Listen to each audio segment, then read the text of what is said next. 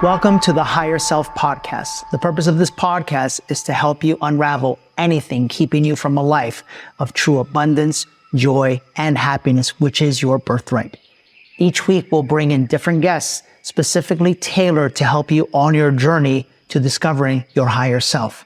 Whether it's spirituality, business, finances, health, or relationships, there are no topics that are off limits. So get ready and enjoy this week's episode on the Higher Self.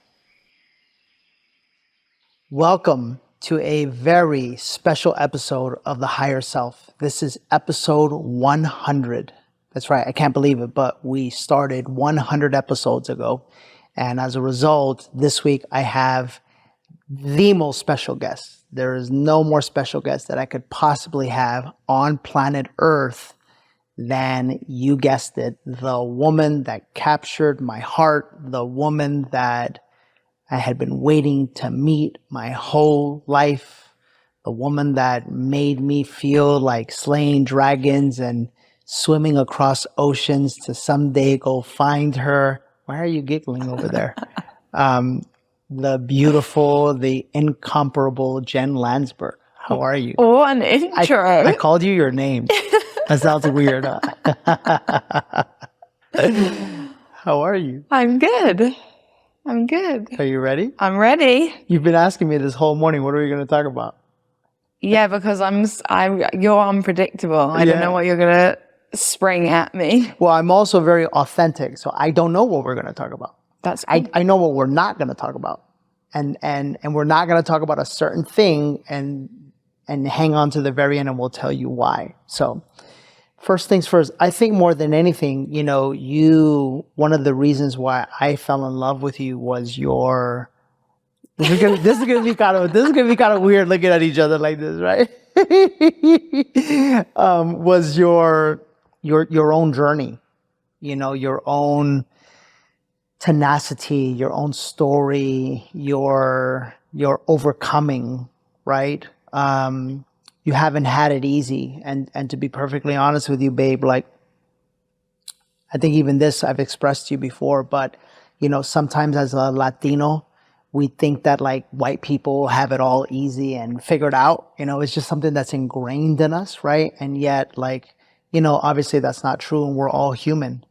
And I think that one of your biggest things you had to overcome was your struggle with anxiety. And so take us back to the very beginning. Tell us a little bit about yourself, and then walk us through that process for you. Okay, so that's that's a long time back. That's kind of in my 20s when I was at university, and I had kind of built up this character that was really like a one-track mind, really focused, quite narrow-minded in terms of like what I wanted to do, what I wanted to achieve. And it kind of all led through the education system. So it would be like, I want to get these grades. I want to achieve this at school. I want to get into this university. And by the time I had pushed myself so hard to get the grades, to get into the university I wanted to go to, I got to that university. That was like my dream. I want to go to Bath. I want to study psychology. And also because everyone told me that I couldn't and I wasn't going to achieve it, it made it like that little bit more special when I got it. And then when I got there, I was like, what am I doing? Because I was so focused on the achievement and what that looked like rather than how it actually felt and it being right or not right for me, that once I got there, I realized, shit, like this isn't right for me. But now I've committed and dedicated 4 years of my life to being here, and nothing felt in flow. So it was kind of like my second year of university where I started to struggle really badly with my mental health. And it kind of crept up on me in a weird way. I didn't actually fully understand what anxiety was. I remember lying in bed one night, like searching on Reddit or chat rooms at people that experienced the same symptoms as me, because now, like when we talk about mental health, we have I would say, a really good understanding of what depression is, what anxiety is, what that looks like, how that manifests for people. But at this time, it felt like no one in my life spoke about it. So I was dealing with these symptoms like not being able to get out of bed in the morning, or feeling really all of a sudden sick, or not being able to sit in a lecture hall without knowing like where the exit door was, things like that. Wow, that's severe. yeah, that's rough. Yeah, I would absolutely have to, I would wait till everyone filtered into the lecture hall and then sit at the very end of the row, so that I knew that if I needed to leave and I didn't feel good, that I had like a quick escape. Wow. Yeah, so it was like hypervigilant, paranoid, really particular and specific about certain things, but not in a like a healthy way. Sure. Right? And then I remember reading on this chat room that there was a guy who was in his 50s with kids that would just like sit in the shower for half an hour and cry because he didn't know what to do. And at that time, you feel so hopeless and helpless just about life, because you think, getting through today was so rough. How am I going to do this all again tomorrow? I don't want to do this. And at that point, like, I didn't really see a way out. Which makes you panic even more, obviously. So that was like a rough kind of a year of my life. And then I opened up to my parents about it, and we would speak, and they recommended to me that I went to therapy, which I did. I went to cognitive behavioral therapy, which I think is incredible, because it basically teaches you how to rewire your brain, but in quite a surface level, but at that time, that's fine. Just to learn how to rethink your toxic, negative thoughts, from the lecture hall to what I was eating to anything. It can be the smallest thing, but when you've gone that far down the rabbit hole, that Sure. you need that. Sure. And I remember I would lie to my friends at university as well, because we just didn't speak about that stuff. So I would say like, oh, I'm going to meet so-and-so, or I'm going to have a coffee and work, and I wasn't. And then I would like forget my lie and come back, and they'd be like, where have you been? And I'd be like, and then have to remember what I had said, which is so... that caused you anxiety. Which caused me anxiety anyway. But thinking about it now, it's so crazy, because I'm so open, and I think a lot of people tend to be more open about their mental health struggles now, which is so much better, because it just normalizes not feeling good. Yeah. But at that time, me not feeling 100% was like the worst thing ever. It sounds to me, as you're saying all of this, like, you know, first off, the woman that I know now was definitely not the girl back then.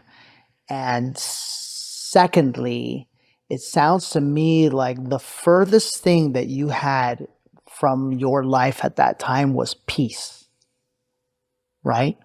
Tell me about your journey into finding peace, self-acceptance, and self-love. So everything changed for me, and I was thinking about it this morning when I woke up, when I was pondering what you were going to ask me.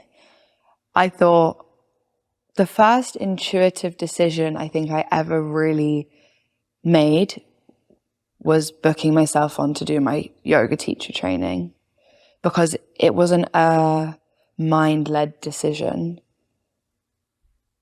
I couldn't even really explain to you what rationally was going through my head, because, as you know, but some people may not know, when I booked to do my yoga teacher training, I'd never done yoga before in my life, which is a very rogue thing to do, obviously. You went all in. I went all in. Yeah, you're like, that's why you're my girl. We're similar in that We're very sense. similar, yeah.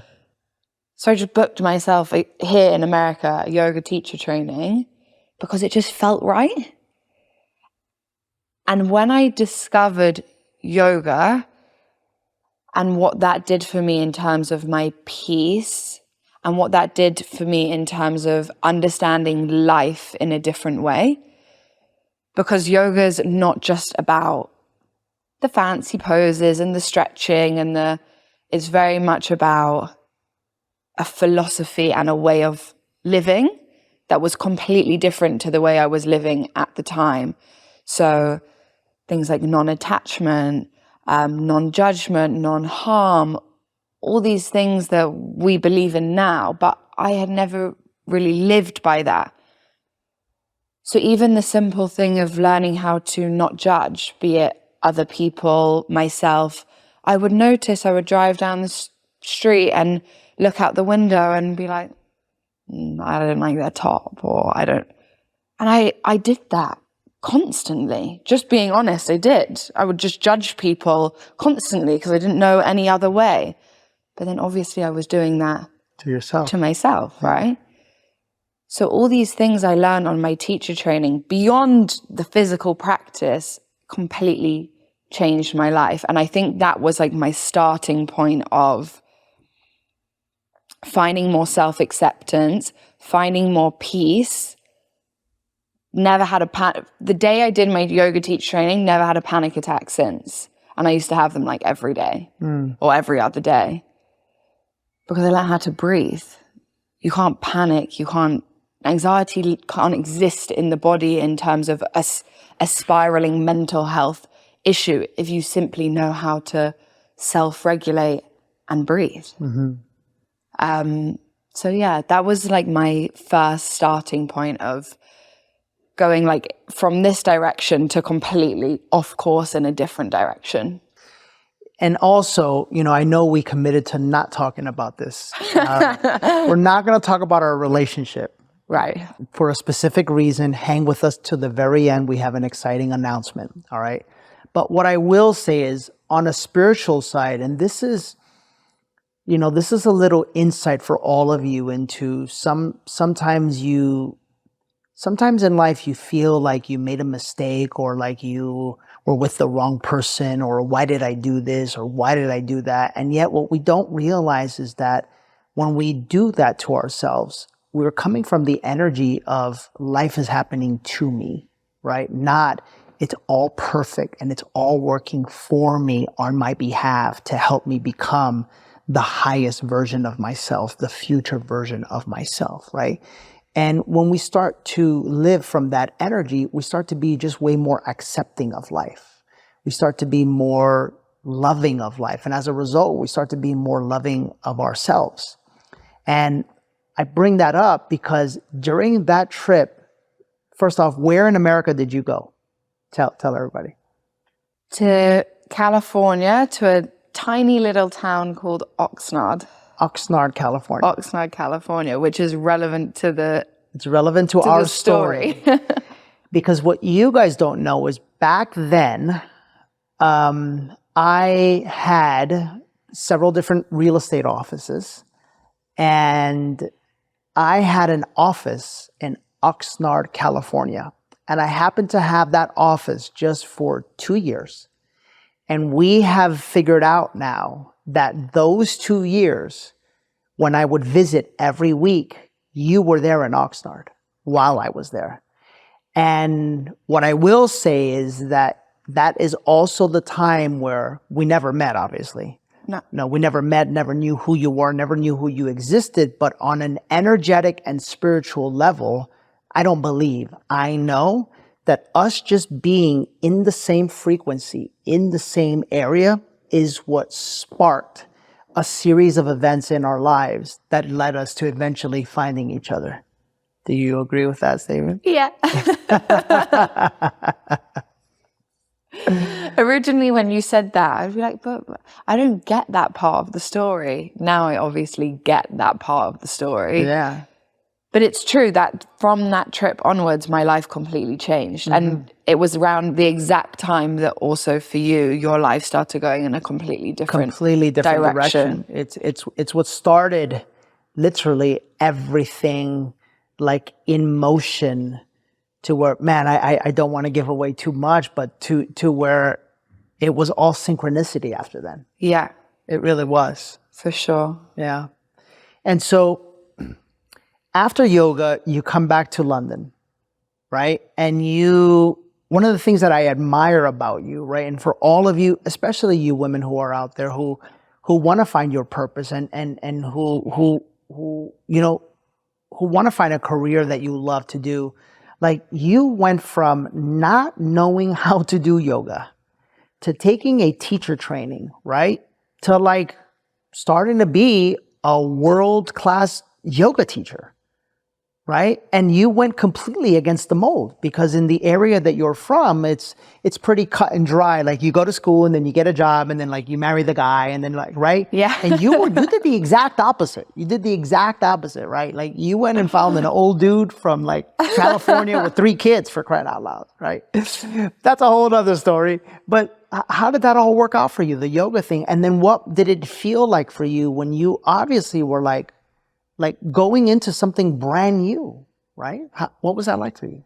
Yeah, so in terms of the going against the grain thing, it was interesting because, as you said, where I'm from, it tends to be pretty cut and dry. It's, you go to university, you come out, you get a grad scheme job in some sort of like a consultant or a lawyer or an accountant or marketing, whatever it is, but it's kind of, yeah. Nothing wrong, by the way. Which is absolutely nothing wrong with that.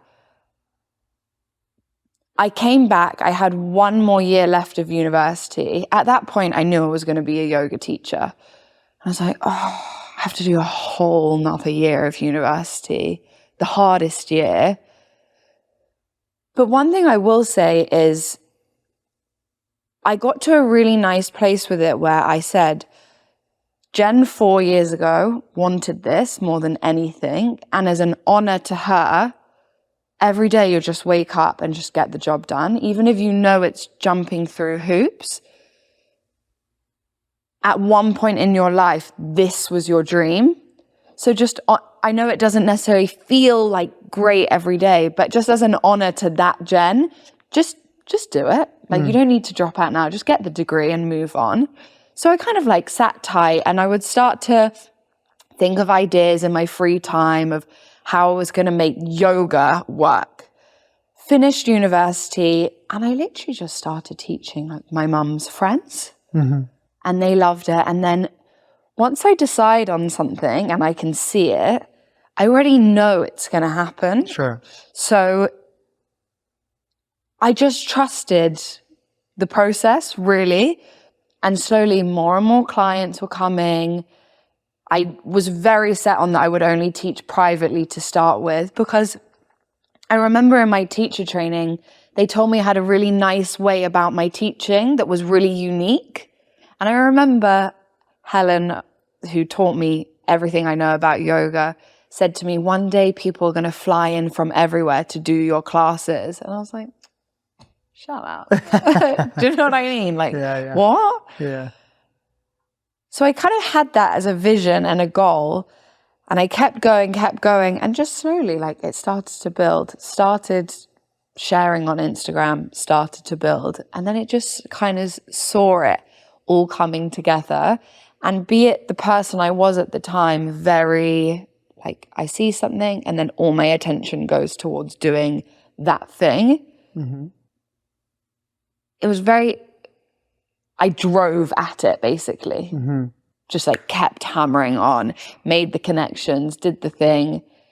And it felt really, really good at the time, because I was watching my friends around me do the cut and dry thing. And again, nothing wrong with it whatsoever. All respect to people that had done that.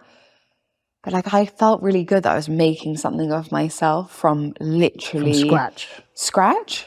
Yeah. And that feeling, you can't buy that feeling. Yeah. Even though you don't have security, even though you don't have people telling you what to do and holding you accountable, yeah, you feel like you're kind of working 24/7. But once it starts to come to fruition, you're really passionate about it.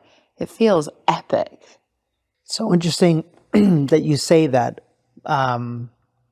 another reason we connected is that vision and that, I don't even know if it's an entrepreneurial spirit. It's just like I create my life spirit, right? Yeah. But I've always said this. I've always said, drop me off in a desert island, and as long as there's humans, I'll be making $1 million a year within a year, right? I don't care if it's cutting coconuts. I don't care if it's starting a barber shop or trimming toenails or do something.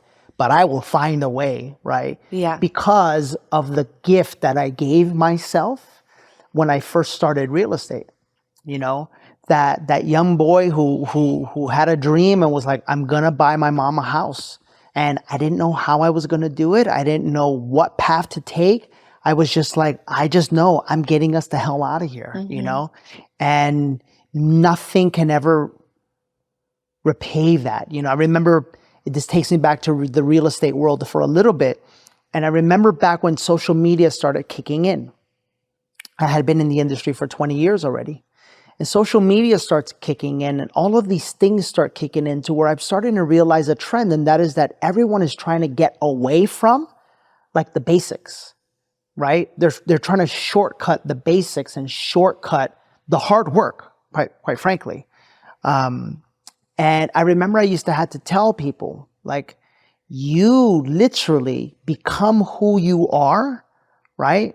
By doing the things that most people avoid. Where most people avoid rejection, that's where you learn power. That's where you learn strength. That's where you learn versatility. That's where you learn how to communicate. That's where you learn how to trust yourself. That's where you learn how to not give up, right? And when we have this discussion about money, in particular, men, who who have an issue when I say provide for your women, right? And they say, well, don't talk to men like that, or well, it's hard nowadays in society. I call bullshit. I call bullshit because society is here to actually just give us a road path and a method to find our highest self. So the conversation of money is very simply a conversation of, do you avoid the things that cause you pain and fear, or do you dive into them? Because when you learn to dive into them, you will learn so much about yourself. And as you unravel yourself, guess what naturally flows to you? More money. Because money is energy and so are you. And that's just the way it works. Yeah, and I also think that one thing that's really important in this is having the courage to find something that you're truly passionate about, that makes you flow. Because most of us, if we're relying on, we're scared about money, or we're living in fear about providing or having enough, we'll tend to do the thing that we just know provides us security, right? But that's not always the thing that makes us feel alive or passionate or full, or that actually will make the money flow to us easily, right? So in the situation that I was in, it was I could have done the normal thing, but I had the courage to step out of the box and do something different, even though that meant in the first few weeks of living, I was earning like £40 a week or whatever it was. But I just knew, because it was flowing and it felt right, that money wasn't going to be the issue. And I think it's important that people have courage to find something that they're really, really passionate about. Because a lot of us get stuck in the, I'll just do this so I can pay my mortgage and get that done and make sure they're provided for. And I'm not saying that that's not important, because obviously, I'm not naive. Obviously, that's important to have a roof over our head and food. But that doesn't mean you can't find something on the side. And that's what always I say to people, like, well, what are you doing after work? What are you doing on your weekends? Are you sitting on the sofa watching football or Housewives or whatever? Or are you going out and like taking a pottery class or painting or doing something that makes you feel alive? Because eventually you can start to find your like side hustle, right? That makes you feel good. And then eventually that thing that was paying the bills is like not really important anymore. And we're like fully in our power. That's how it happens. Yeah. Another thing that attracted me to you, by the way, ladies, this, hopefully you're seeing, this is like, this is not only a podcast, but this is like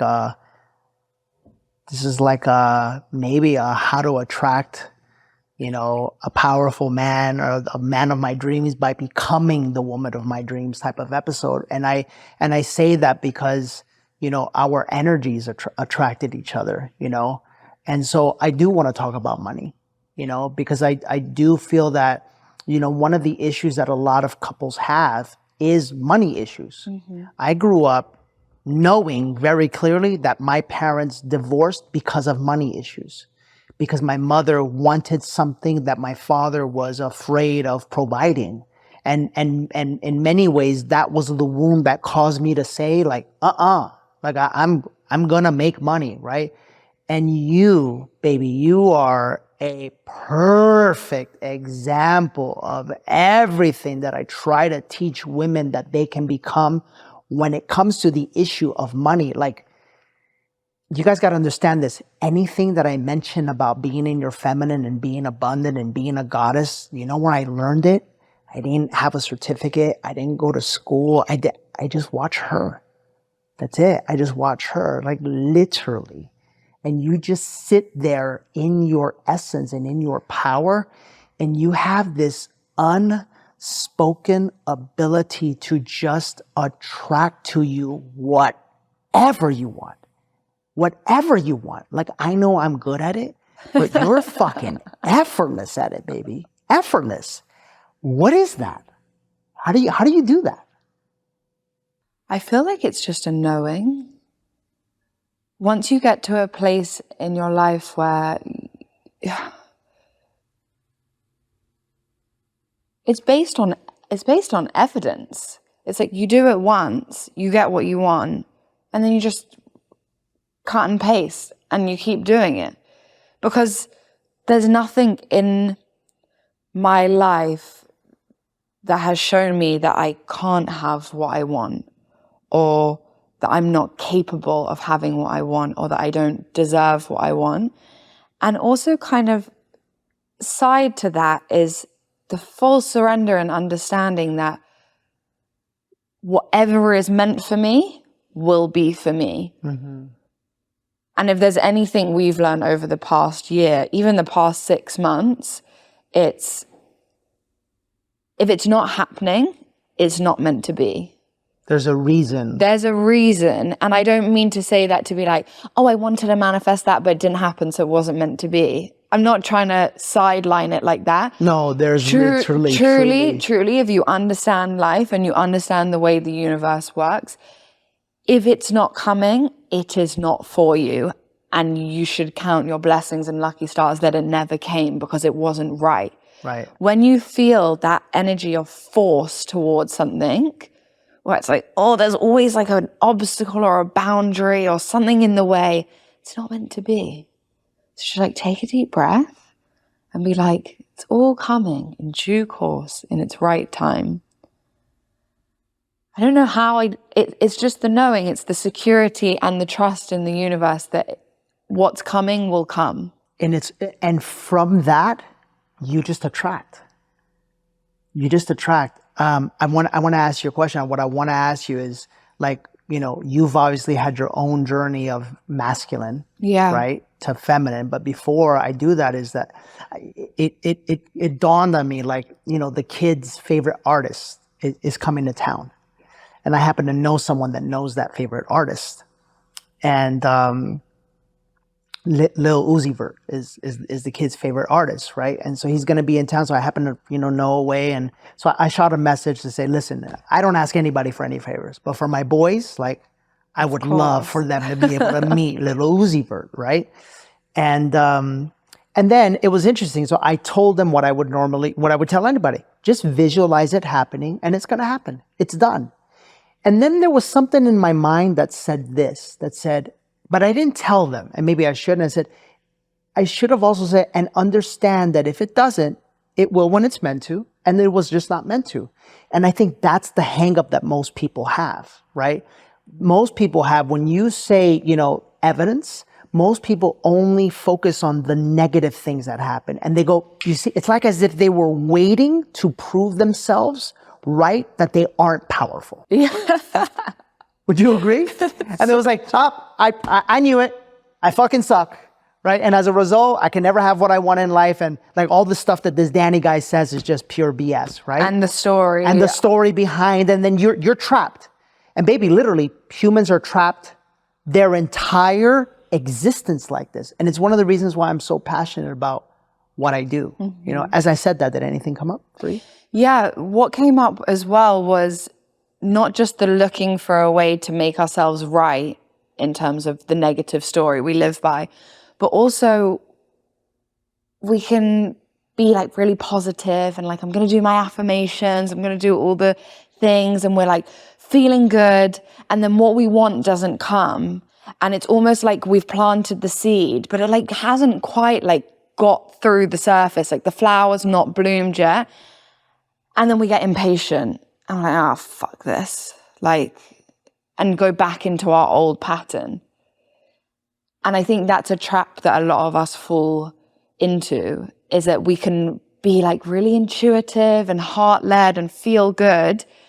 And then something doesn't go our way. And then we're back in the mind, back in the ego straight away.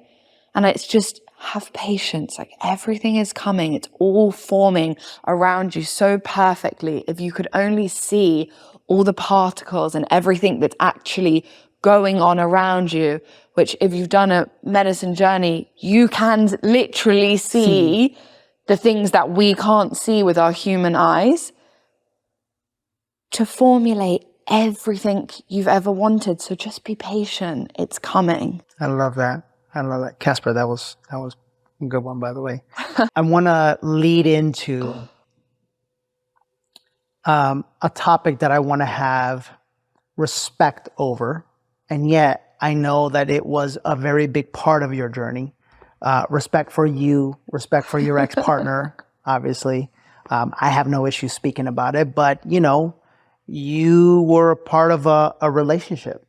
Yeah. For quite a few years. As a matter of fact, when we met, you know, on Instagram, and we just started talking as friends, never physically met or anything till after she had broken up, but just as friends, you know, you were in relationship for a long time. And I want to know from you, and I want to hear from you, you know, not to disrespect or anything, but in many ways, I know you knew that wasn't the right relationship for you, right? And signs were coming up and things were happening. And I think a lot of people struggle with that, right? I think a lot of people struggle, and a lot of people could be listening to us right now where they're in a relationship where deep in their heart, they know the same way I know, like it's where you go, I go, like it's over, right? People know, but then they just stay in it, right?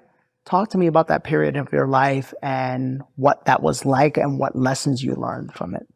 Yeah, so I was in that relationship for 4 years, and I can honestly say 4 months in, I knew it wasn't right. How? I could feel it. I could feel, and I knew there were certain things about the way we interacted, the dream I knew I wanted of a relationship, I knew wasn't necessarily matching up with what I had. What got me quite stuck was everyone had always said to me in past relationships, you just get up and leave. Like you don't give them a chance to make it right, or you don't tell them what the issue is, and then they never have the opportunity to do anything about it. I used to like bottle everything up and then one day just be like, I can't do it anymore. I'm leaving. And That's the opposite of you. The opposite, right? Yeah. And they'd be like, what the fuck? Like, but you didn't say all this, which is not the way fair. to be and not fair, right? Right. So I had this story in my head. You can't just get up and leave. You have to give people fair opportunity. But that story, although taught me a lot about communicating, which I would now say I'm extremely good at communicating how I'm feeling, also kept me quite stuck, because it was like I gave too many chances. And I would share and something would change for a month. And I know that so many women are going to relate to this. It's like you say what you want to say and your partner says, absolutely, I hear you. Well, hopefully they say that. I hear you. We'll work on it. And then a month goes by and you're feeling great because you're like, we're working on it. And things have changed 1 millimeter. And then 2 months go past and you're like, oh shit, we're in the same cycle again. And then what do? You feel stuck. So I kept communicating, changing for a bit, and then back to normal. I did that for 4 years. And that relationship, be it because of the person who I was and the person I therefore attracted, and that's my responsibility, lacked a lot of like love and affection, and basically led me to a point where people that know me well, my close friends, will say it was like someone kind of like threw a towel over a lamp. Oh. Right? And I just slowly, or like threw a towel over a flower, and I just slowly underneath it like wilted away. I became this version of myself that was absolutely perfect, but was so unrecognizable. My mum will say I was so angry all the time. And classically, I'd be like, I'm not angry. What are you talking about? I'm not angry. She's like, you are. You're so combative all the time. Because I was in a relationship where I said white and the other person said black. Or I said, let's do this. And they said, no, let's do that. I was always the one like, what should we have for dinner? I'll make this. Where should we go? I'll plan this. And it just becomes, after a while, so draining, that type of relationship where the woman is in control, living quite happily and firmly in my masculine. We'll get to that in a second. In a second, yeah. Just controlling. Felt good because I was in control, but felt awful because no one was giving anything back to me. So I was just like dying under there inside. And moving on, everything changed. And I thought this as I was in the shower this morning. I had a moment where it was actually, was it San Diego Awaken? What did I do online? Oh, I know the moment. No, not that moment. It was a different moment.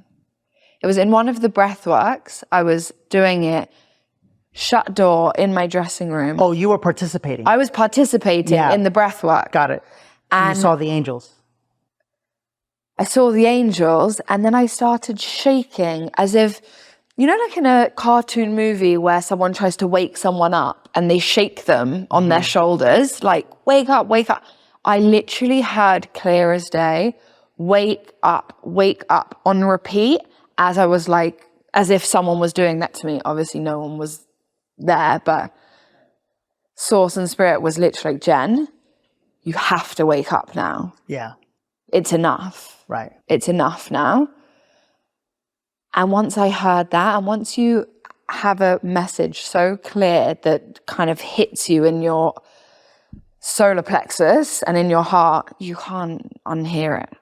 That's it. Then it was just like a ticking time bomb of having the courage to do something about it. Right. Which is also not easy. When you are culturally or societally set up in a way where you do this thing, you move out, you buy a flat together, you get engaged, you get married, you have kids. Done. That's it.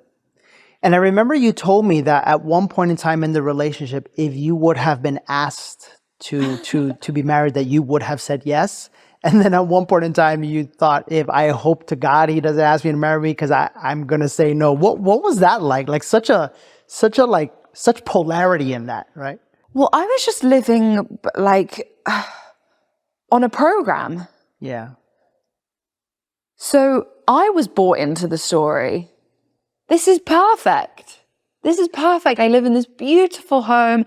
Everything on the surface was perfect. He's from my community.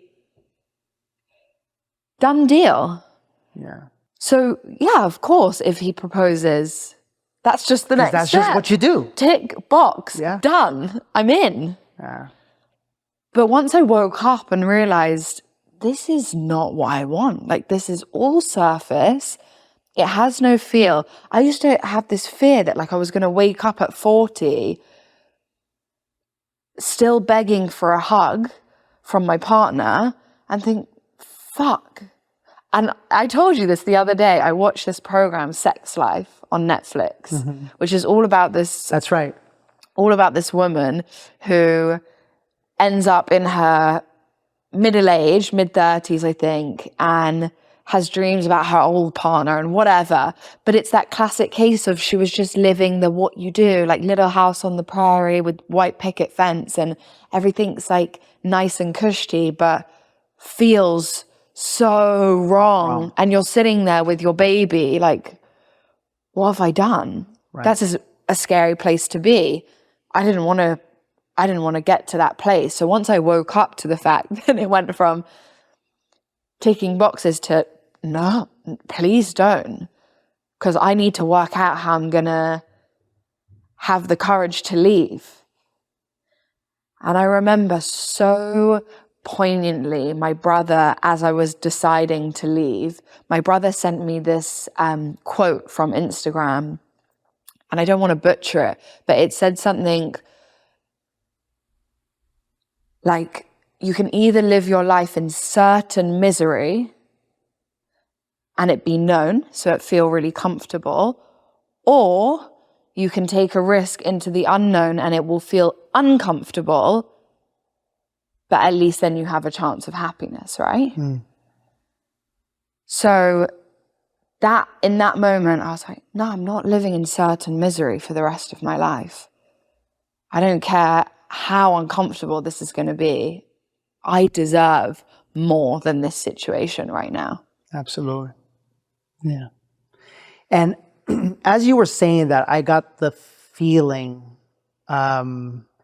energetically, I believe, there are a lot of people. I know that one of the things about Jen and I, we together, when our energies meet, provide a very powerful mirror to people.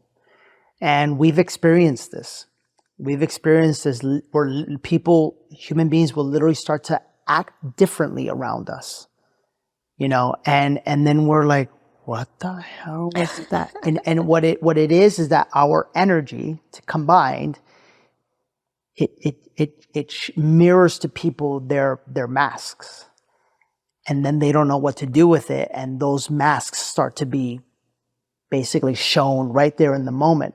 I bring this up because I know I felt it. I felt as you said that, people are having, all over the world right now, listening to this, an oh shit moment. Because you and I are very clear that if what happened in our relationships happened to us, 70% of the couples that are out there right now most likely feel exactly the way you just described that you had felt. I know 100% that they do. Okay, I was being kind with the 70%. No, I'm 100% sure. Yeah. That they feel like that. They're gonna feel because there's those red flags that are lingering in the back of your head that keep resurfacing. I know the feeling. And you keep excusing them because you're too scared to do anything about it.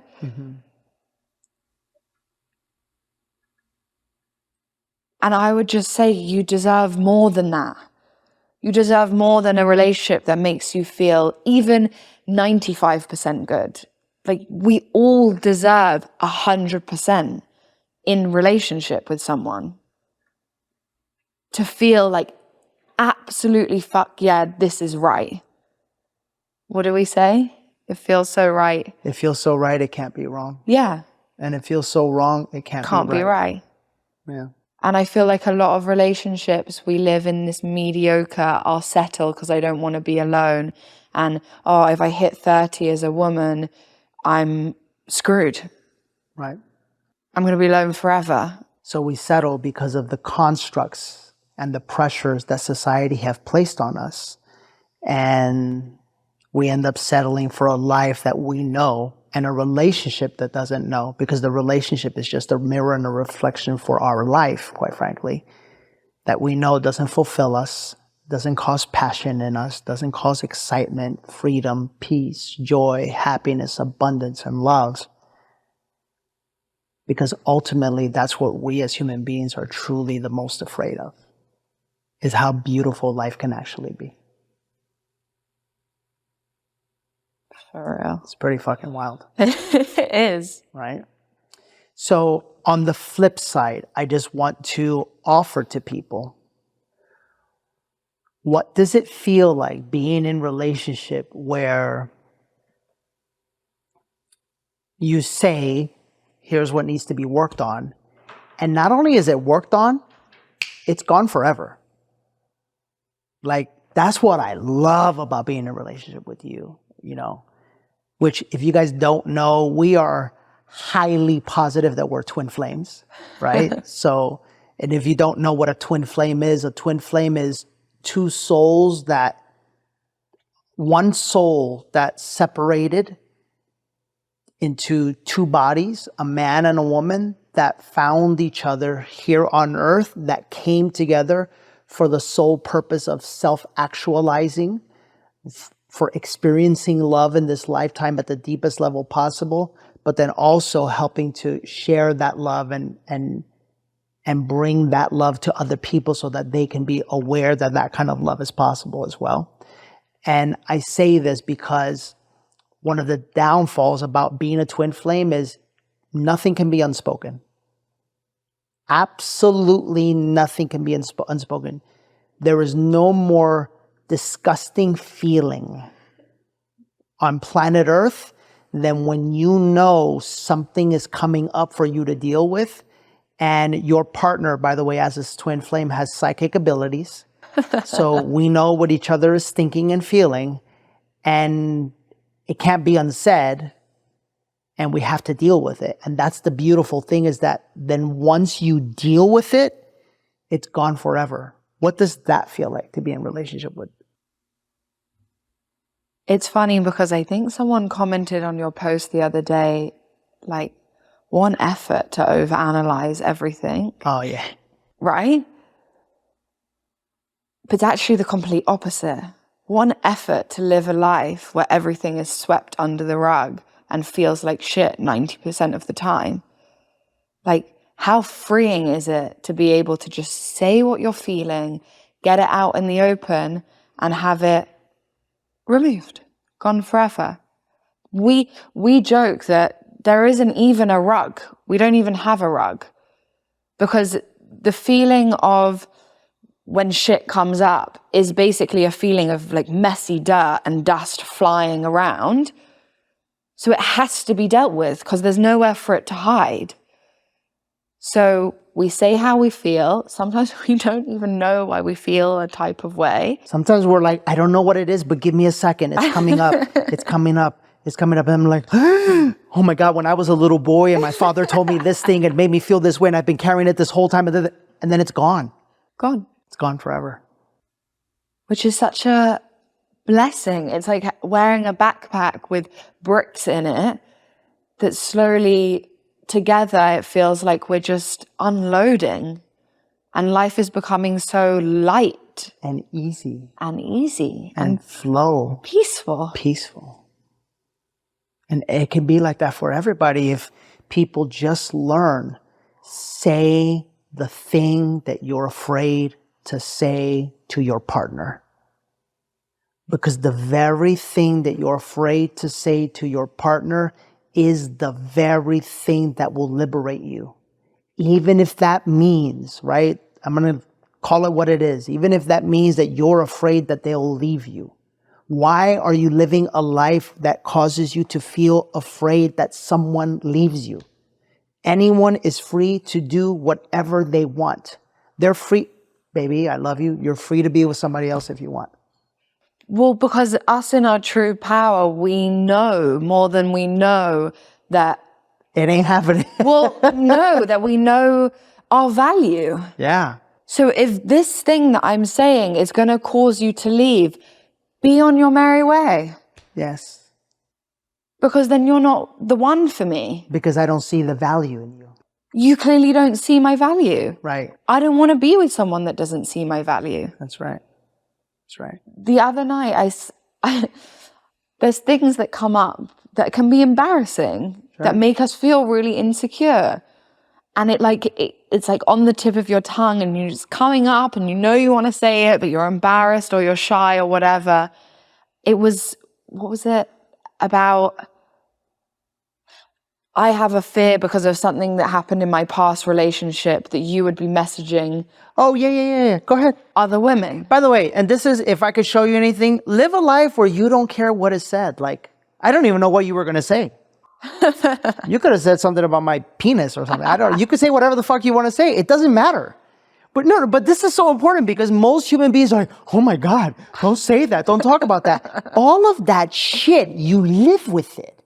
You carry it, right? The deeper question for you to ask yourself is, why are you so attached to all of these things that you're holding on to? Why? Because you live an external life where without the validation and love and support and admiration of others, you wouldn't know what to do with yourself. When you know who you are, everything can be talked about. For sure. Yeah. Like it is exactly that, because it's like, I'm not embarrassed to say this thing that I was feeling insecure about, which is something that I know more than I know that most women are insecure about. So let's talk about it. And that's your partner messaging other women, especially on social media. Right. Right? So how did it come up? Me in my true power knows that Danny would never message another woman inappropriately. Let's just get that out of the way. Right. I don't believe you would do that at all. No. But my shadow self that has experienced partners inappropriately messaging other women feels really insecure. So when Danny's just working and doing what he does and he's on Instagram and checking messages or whatever you have to do, I started noticing myself like looking, doing the little peer over the shoulder, you know? I started noticing it too. And I remember going like, you want to see? Or I don't know, what is this? Yeah. Sometimes I'm just genuinely intrigued. But it had an energy about it, right? But keep going. And obviously being who the part of my life I'm going through right now, which is being pregnant and my body's changing and I don't always feel myself, whatever that means. It's hard, right? You don't always feel super secure and sexy and strong and all the things. Anyway, so I was having a particularly insecure day and we get into bed that night and you're like, what's wrong? Like, what happened? And I'd already cried to you half an hour before that I felt insecure about the changes that were happening in my body. Right. So that's when I brought it up and I was like, baby, what's wrong? Like, well, yeah. And that morning I'd probably said like, don't I look so cute? Yeah. The shift. The shift. And so I was literally like, we had good fucking sex, like just this morning or just yesterday. Like, I think you're sexy. What are you talking about, right? Like I've shown you that. Yeah. So I felt it on the tip of my tongue and I felt so shy and embarrassed to say it, but I just thought, just fucking say it. Just get it out. Just get it out. Just say it. So I said, I'm scared that you're going to like one day decide that some, I don't know, Instagram model is going to message you and you're going to take up the offer and message someone inappropriately and it's going to break my heart. Yeah. And then we just spoke about it really openly. And you shared how you feel about me, about the situation, about your past relationship, which also plays into it. I spoke about my past relationship, and just like that, it was over and done with. It was over and done with. And I've not felt the need to look over your shoulder since. That's right. But the point of the moral of the story is just have the courage to say those embarrassing things, because it doesn't make you any less of a human. And it doesn't make you any less powerful. We all have shadows. We all have parts of our ego that need working on, because if they didn't, we'd be enlightened and we wouldn't be here, right? And that's the beauty of relationship. The beauty of relationship is being in relationship with another human being that allows you the opportunity to work on those shadows. The beauty of relationship is being with another human being that holds you safely and securely and allows you to say those things that you're deeply afraid and insecure of saying, right? And where most people mess up in relationship is that they come together and they don't ever work on that.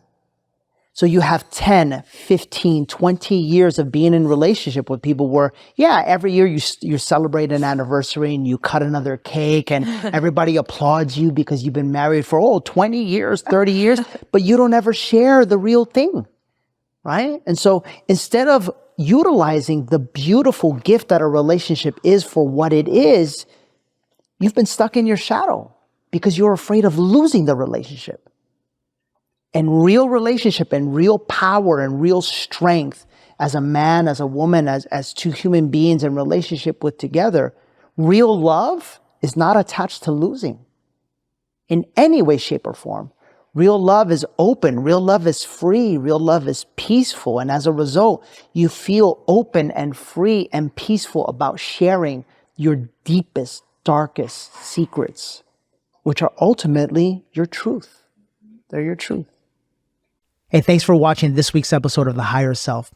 The reality is if you're watching this show, it's because you are searching for more and you know deep within your heart and soul that there is more potential from your life. Maybe you desire true financial abundance and freedom.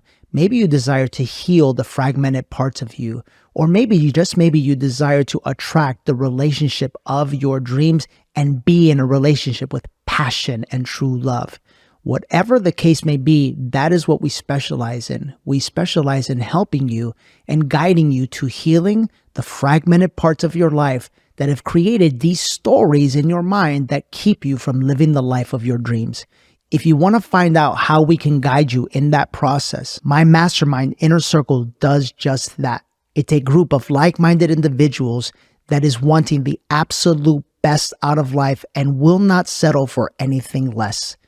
We get together 4 times a year in person and twice a month online. If you're in a place in your life where you're ready to discover your truest potential, then Inner Circle is for you. Message us the word Inner Circle right now on Instagram or Facebook at Danny Morel. Our team will message you back and begin to share with you the details about what it would take for you to join our Inner Circle. Message us the words Inner Circle right now. And I think you get to a point in life where the story goes like this. Instead of the story going, if I say that thing, I might lose my partner and then I'll be alone and then no one will love me ever again and then I'll be alone forever and then I'm going to die alone. Like that's the story. The story instead goes like, if I say that thing, and my partner wants to lose me or wants to leave me, everything will be okay, because everything is always okay and everything that is meant for me will come for me, and I can just be confident in that because I'm held and I trust. And I have me. The process, and I have me. What more do I need? When you get to that place, and that's the journey we both went on before we found each other, which we haven't really spoken about, is you went on this journey from like healing parts of your masculine. I went on my journey of healing parts of my feminine, coming out of my masculine, and basically falling in love with ourselves, separate to each other. Mm-hmm. Once you have that, you're pretty unbreakable. That's right. There's nothing that can happen in your life that worries you that much. It's like, I know, always have me. Yeah. And so, 2 words that everyone wants to know about: masculine and feminine. Yeah. And, you know, it's interesting because society has been duped. Society has been duped into thinking that you need a certificate or a degree to talk about things that are relevant to the life of a human being. And so often people will, you know, comment, I'll see it on Instagram, well, what gives you the right to hold this event? Or what certificate do you have to talk about masculine or feminine energy? I'll give you right now my greatest certificate of life. It's you, me, us. Because the man that I became is the man that allowed you to no longer have to be the man. Right. To no longer have to be in your masculine. And what most people don't know is I didn't go to school for this stuff. It was the school of life. It was the school of love. You know, watching you, who when I first met you, baby, you were mean. You were not mean. You were like a super hot dude. Straight up is what you were. You were one mean motherfucker, man. Gosh. We said this in the car the other day. I was like, I can't wait to say my piece on, yeah, Jen was mean. Jen was in her masculine. But Daddy was a little bitch. It's true. On the flip side. It's the polarity. Yeah. That's what, yeah. So guys, everything I talk about is because I was in my feminine in relationship and she was in her masculine in relationship. And we worked together to flip it, right? Yeah. So talk to me about the journey. Talk to me about the journey as a woman from your masculine to your feminine. Yeah. And I don't say that to flip the blame on you. There's no blame, baby. I say it as like it was perfect. Yeah. I was heavily in my masculine, and it took me a long time alone, journaling, crying, coming out of that relationship that I was in, to unravel so much of that, to unravel these really thick, I can almost like visualize it, this thick layer of armor that I was wearing as protection for life. Like, no one's going to hurt me. No one's going to come anywhere even close. And that can be from the smallest thing that happened in your childhood that I joke about this, like my brother and dad, they can banter me till their faces turn blue. And I just learned to take it. And I learned to give it back, which is a big part of my character. But it can become quite toxic because as that little girl, you feel picked on. You don't understand that like they're just joking, or like when they nudge your arm or they play a little bit too rough with you, that all of a sudden like, okay, like one coat of armor. That's where I built it. And then something else happens in a shit friendship with a boy at school where they said something mean to you and you're like, no one's going to speak to me like that ever again. Another layer. Relationships then come into play. We just build these like really thick layers of dealing with life where we protect ourselves. Then add on the world we're living in now, which is feminism and women are equal and we have to be driven and ambitious and earn the same as men and we deserve the same, which don't get me wrong, we do, but the energy that it comes from is very masculine. Let's call it what it is. When you have that realization that feminism is super masculine. You're like, wait, what? Yeah. So I had to sit and unravel all these layers. Like, what does it mean to me to be successful? Why does it mean being really driven and focused all the time? How does that then leak into my relationships with my family, my relationships with my partner? Do I allow space for anyone to give back to me? Do I allow anyone to look after me? No. Don't even allow my parents to look after me at that point in my life. It was like, all hands off, I've got this. But that's what we call like toxic independence or hyper independence. And it's not healthy because we don't know how to ask for help. And it doesn't allow us to be in our feminine, which is very intuitive, very soft, very nurturing, very creative, very, very powerful. Not soft because it's weak, soft because it's like super powerful. But if no one is holding space for that, or if you're not allowing yourself to even drop in and surrender to that, you're never going to experience like that power. So the process was, about discovering all those things that happen in relationship in my childhood and taking a huge amount of responsibility as well. I'm trying to like take myself, I'm like time warping back. I had to take responsibility for the partner I attracted. It's all well and good being like, he didn't show me love. He never gave me this. He didn't plan dates, all the things. But who was I to attract a person like that? I picked him. Bingo. It was my choice. Yeah. So why? What did that have to teach me? And I like finally decided, I don't want to be that person anymore. That person is mean and is, thanks mum, angry all the time. She's going to listen and laugh. Is angry all the time. What's that doing to my relationship with my parents? And I started to notice as I became softer and kinder, like my dad became softer and kinder with me. The people around me started to change.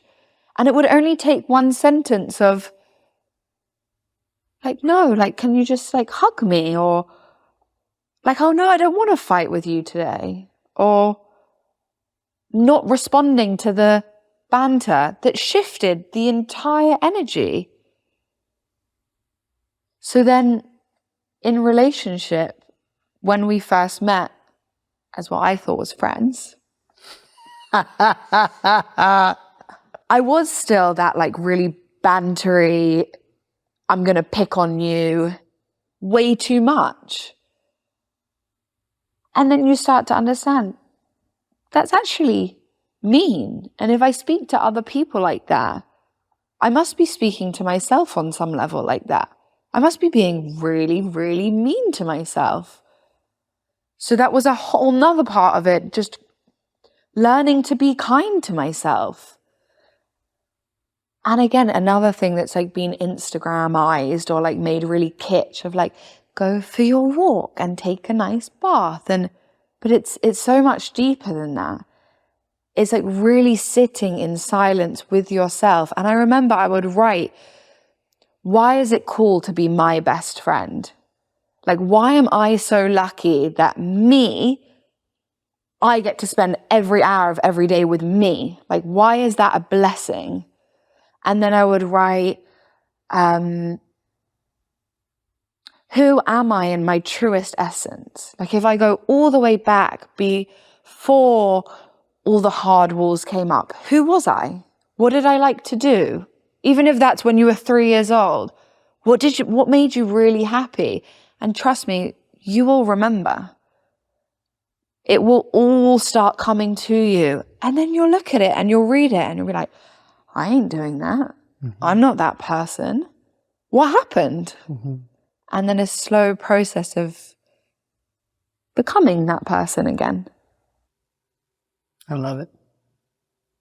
We'll get more into it. I've got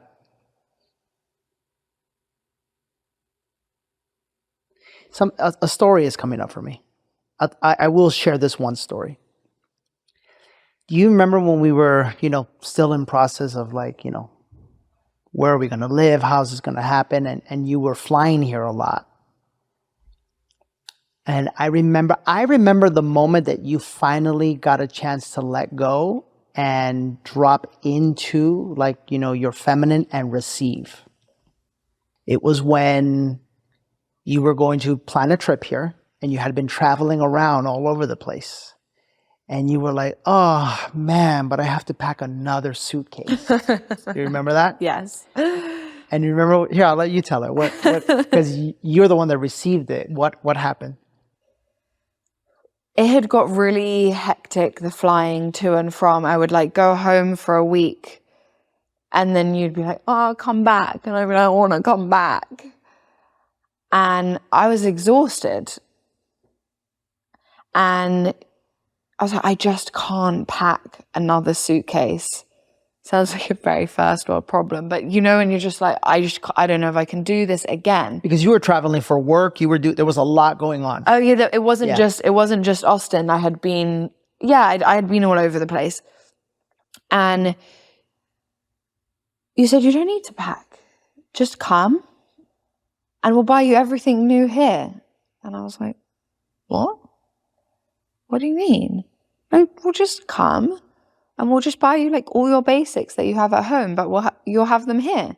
And then you'll never really have to pack that intensely ever again when you come. And at first I didn't really know how to receive that. I was like, no, like that's silly. Like, don't worry about it. I'll just pack. And then I took a second. I was like, okay, yeah, that sounds wonderful. But even the allowing that was such a big step for me. And then even when we were here, allowing you to take me out shopping, I remember I said to you, like, no, I don't remember the last time, apart from a gift, like someone bought anything for me. I'm so independent and do everything for myself that it felt really alien to me for you to like buy me a t-shirt or like, it sounds so ridiculous. We got you the whole wardrobe, basically. Everything, yeah. Had a nice trip to Aloe. We did. But that's right. That was a huge step for me in allowing. Mm-hmm. I remember that was when everything really started to like shift. Something else came up for me as well, as you said that. But I have baby brain, so okay. It's okay.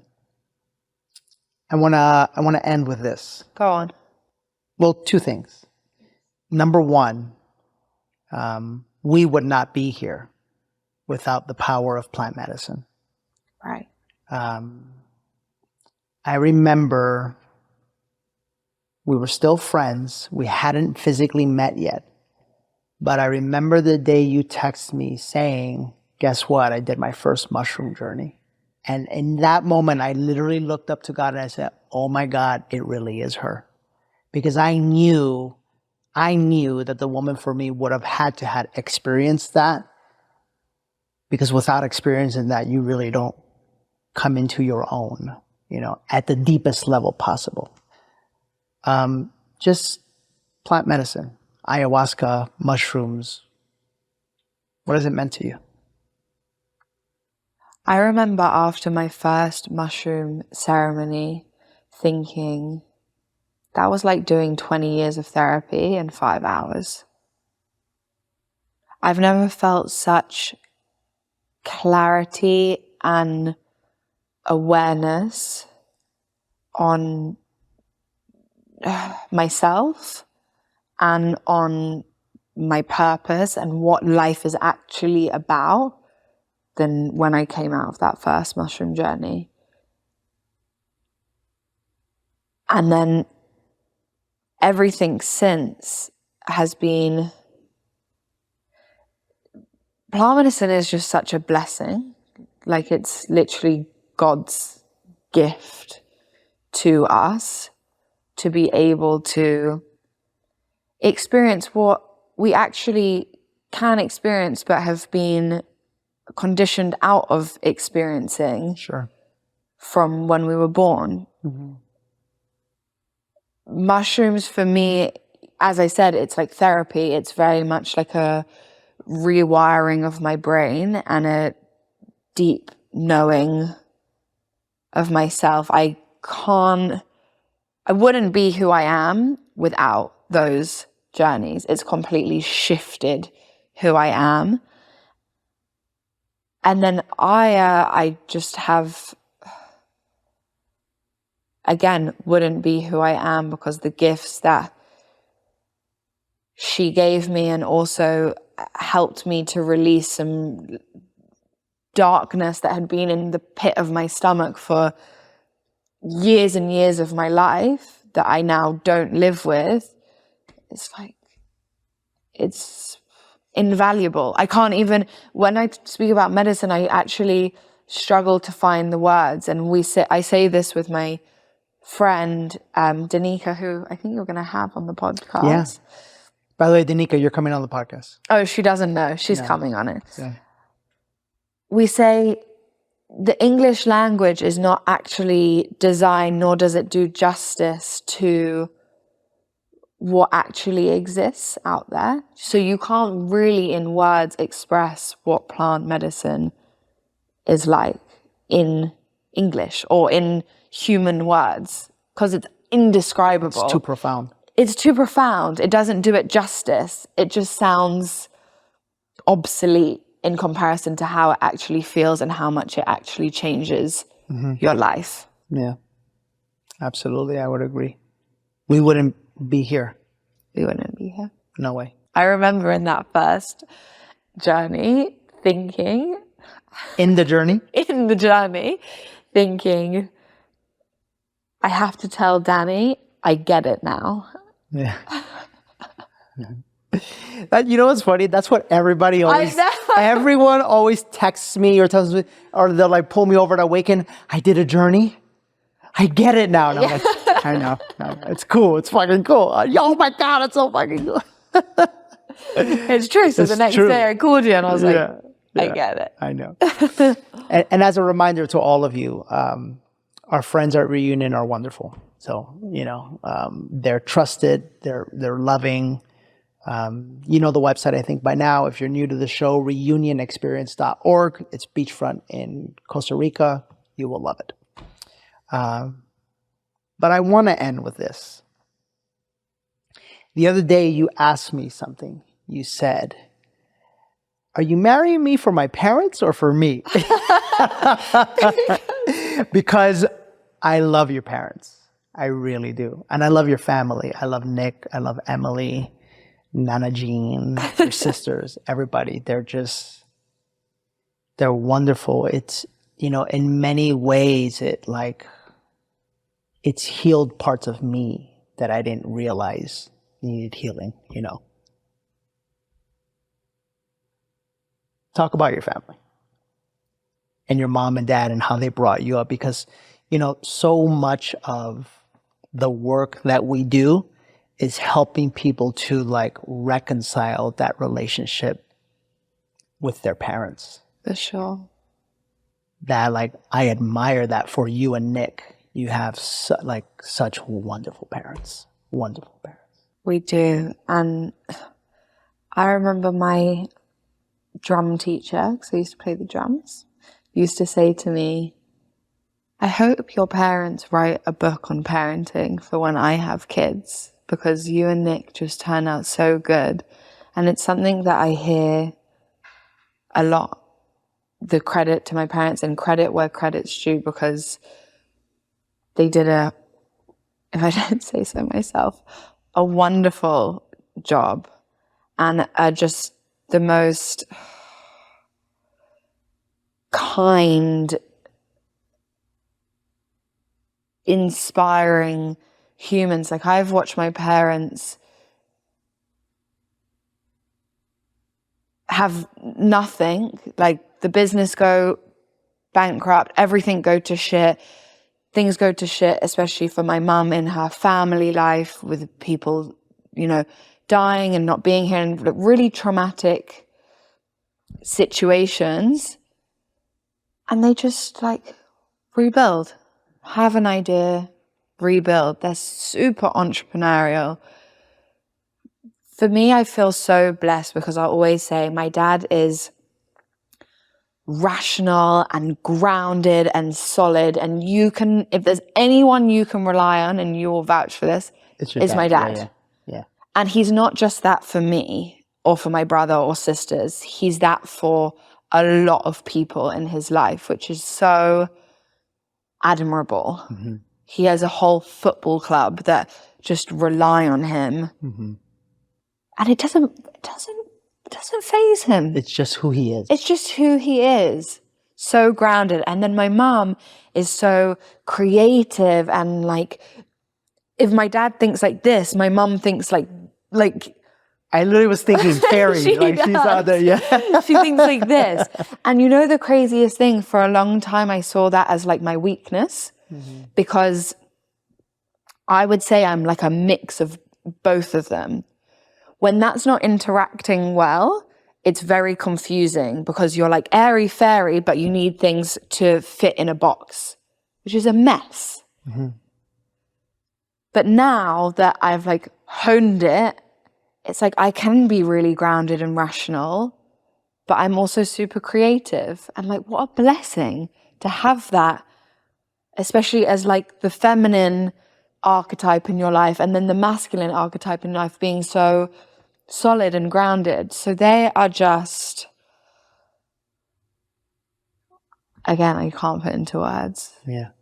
They are wonderful and so supportive as well. Like, come on, like the journey I have been on in the past year and a half, especially with me, with you, with doing something, even with yoga, everything I have done from the moment moving to America, with everything. I feel like, baby, like we're so many, you see this on TV, you see this in the people that you know, so many parents try to control their kids. The perfect embodiment of, it's your life, we're just here to like guide and support you, is your mom and dad. For sure. Like 1,000,000%. 1,000,000%. Like whatever makes you happy. Even like, I'm pregnant. Even when you had to tell your dad that you were pregnant, I was shitting bricks. Bricks. I was shitting bricks. Big ones. And he was like, Mazel tov. That's wonderful. Why are you crying? That's great news. It's like, oh, I knocked up your daughter when you Bless. No, they are. Yeah. And even just seeing the way they are with you, and the way they just under the wing, in the family, they're just the best. The best, yeah. Final words for what are we gonna? Do we have an announcement? Do we have an announcement? I think we do. Who's announcing? You announce it. We announce. Yeah. No, you announce. So listen, guys, we are in the process of building and creating a new podcast. And the name of the podcast is going to be Finding the One. And it's going to be about, yes, finding the one that you are looking for, the love of your life. It's going to be about, being in relationship and how to work through some of the issues that you are currently maybe experiencing in relationship, most importantly in relationship with yourself, because ultimately it will be about finding the one that you've always been looking for, which is you. And we can't wait to start filming. That's where we're going to go into our whole journey, our entire story, how we fell in love, how the spiritual side of it, all of it.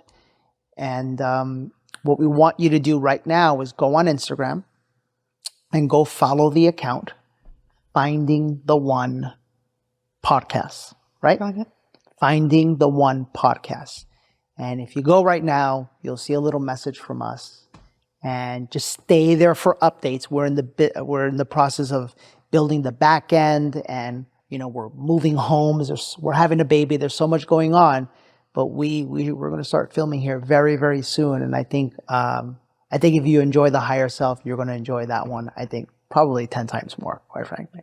I'm excited. I'm excited because this has been fun. This has been fun. Yeah.